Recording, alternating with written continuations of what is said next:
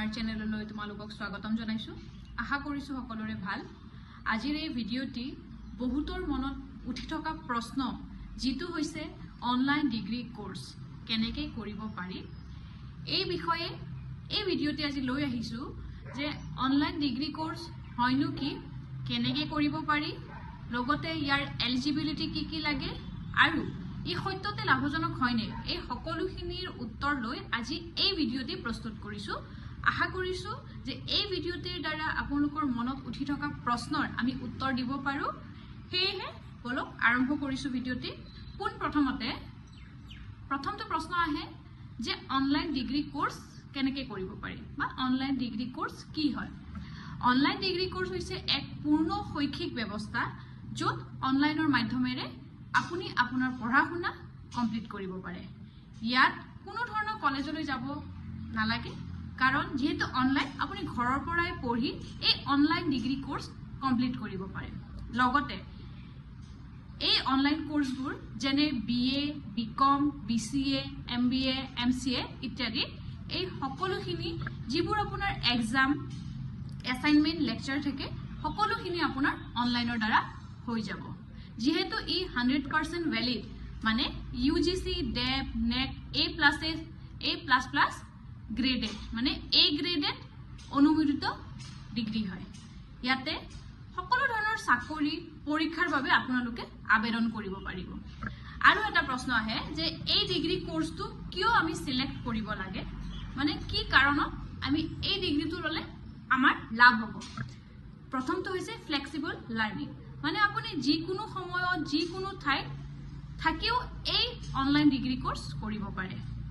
আৰু কম খৰচ, যেহেতু আপুনি ঘৰত বহিয়ে অনলাইন হিচাপত আপোনাৰ ডিগ্ৰী কোৰ্স কমপ্লিট কৰিব, সেয়েহে সাধাৰণ কলেজতকৈ আমাৰ যেটো অনলাইন ডিগ্ৰী কোৰ্স হয় তাৰ খৰচ কম। আৰু ই হৈছে একেবাৰে ভ্যালিড, 100% ভ্যালিড, UGC, DEP আৰু NET A গ্ৰেডেড অনুমোদিত ডিগ্ৰী হয়।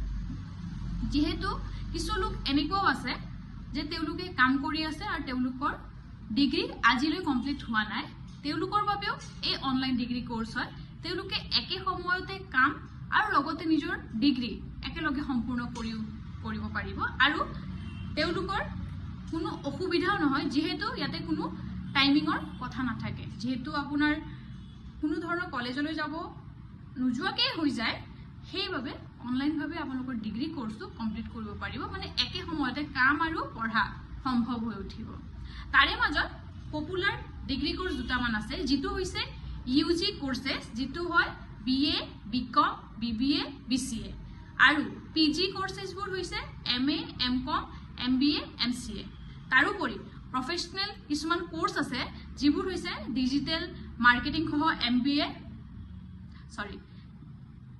প্ৰফেশনেল কোৰ্সেছবোৰ হৈছে ডিজিটেল মাৰ্কেটিং সহ BBA, HR finances, marketing, data analytic সহ MBA, AI and cloud computing সহ BCA, MCA। এই সকলো কোৰ্স আমাৰ আধুনিক ক্ষেত্ৰত যেটো আমাৰ কৰ্মক্ষেত্ৰৰ বাবে উপযুক্ত হয়।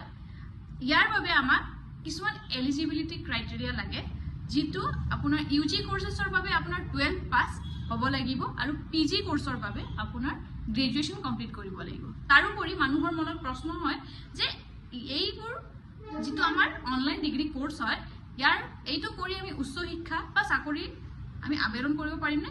নিশ্চয় পাৰিব। এই আপোনাৰ অনলাইন ডিগ্ৰী কোৰ্স কমপ্লিট কৰাৰ পিছত প্ৰাইভেট বা যিকোনো ক্ষেত্ৰত চাকৰি আপোনালোকে আবেদন কৰিব পাৰিব। তাৰোপৰি হায়াৰ ষ্টাডিজ কৰিব পাৰিব। যদি আপুনি ভাবিছে যে এই ডিগ্ৰী কৰাৰ পিছত আমি হায়াৰ এডুকেশ্যন ল'ব পাৰিমনে নাই, নিশ্চয় পাৰিব। তাৰোপৰি IT, ফাইনেন্স, মাৰ্কেটিং, HR চাকৰিও কৰিব পাৰিব। লগতে আপুনি যদি ভাবি আছে যে নিজৰ মই কিবা এটা বিজনেছ কৰিম, সেইটোতো আপুনি পাৰিব। যেহেতু আপোনাৰ অনলাইন ডিগ্ৰী আৰু আমাৰ যেটো ৰেগুলাৰ ডিগ্ৰী ভ্যালুটো সমান হয়, যেহেতু আমি ইয়াতে অনলাইন ডিগ্ৰী কোৰ্সৰ কথা পাতিছো, কলেজলৈ নোযোৱাকৈ অনলাইন ডিগ্ৰী কোৰ্স হৈ যাব, ই ভ্যালিড হয়। তো দুয়োটাই ভ্যালু মানে অনলাইন ডিগ্ৰী আৰু ৰেগুলাৰ ডিগ্ৰী ভ্যালু সমান হয়। তাৰোপৰি ইয়াৰ পিছত আমি এটা বস্তু মন কৰিবলগীয়া যে আমি যেতিয়া এডমিশন বা এনৰোলমেন্ট কৰিম আমি কি চাব লাগে। বা বিশ্ববিদ্যালয় এখনত আমি যেতিয়া অনলাইন কোৰ্সটো সিলেক্ট কৰিম তাৰ আগত জৰুৰী দুটামান বস্তু চাব লাগে হেকেটা হৈছে যে UGC DEB NEC A++ grade মানে A গ্ৰেডেড অনুমোদিত ডিগ্ৰী হয়নে আমি চাব লাগিব ফি স্ট্ৰাকচাৰ আমি কম্পেয়াৰ কৰি চাব লাগিব ক'ত কিমান কি আছে তাৰোপৰি ডেমো ক্লাছ কি ধৰণে হয় এই বস্তুটো আমি চাব লাগিব তাৰোপৰি এক্সাম প্যাটাৰ্ন মানে এক্সামটো কেনেকৈ হ'ব কি ধৰণেৰে সম্পন্ন হ'ব আমি এই গুটেইখিনি বস্তু এটা ইউনিভাৰ্সিটি বাছনি কৰোঁতে চাই ল'ব লাগে তো আজিৰ এই ভিডিঅ'টিত আমি আপোনালোকক আশা কৰোঁ যে যিখিনি প্ৰশ্ন মনত উঠি আছে তাৰে আমি সঠিক উত্তৰ দিব পাৰিছোঁ আশা কৰিছোঁ আপোনাৰ এই ভিডিঅ'টি চাই উপযোগী হয় সহায়ক হয় যদি কিবা মনত প্ৰশ্ন উঠি আছে তেন্তে আপুনি আমাৰ কমেন্ট সেকশনত গৈ কমেন্ট কৰিব কিবা জানিবলগীয়া থাকিলে তেন্তে আজিলৈকে ইমানেই যদি ভিডিঅ'টি ভাল লাগিছে লাইক শেয়াৰ সাবস্ক্ৰাইব কৰিব আৰু কিবা সুধিবলগীয়া থাকিলে কমেন্ট কৰিব আজিৰ বাবে এইখিনি নমস্কাৰ